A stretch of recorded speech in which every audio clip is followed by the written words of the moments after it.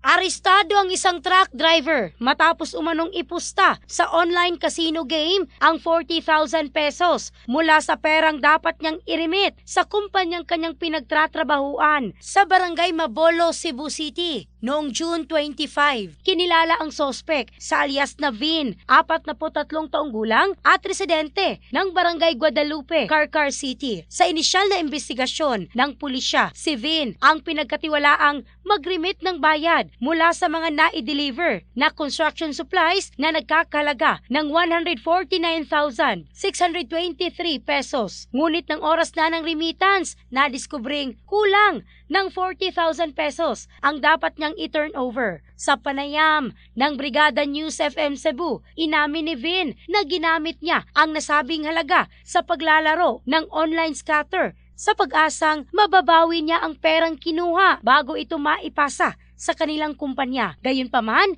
natalo umano siya sa sugal kaya't hindi na naibalik ang pera. Dahil dito, naharap ngayon si Vin sa kasong qualified theft. In the heart of changing lives, ako si Michelle Craste ng Brigada News Philippines, the Music and News Authority.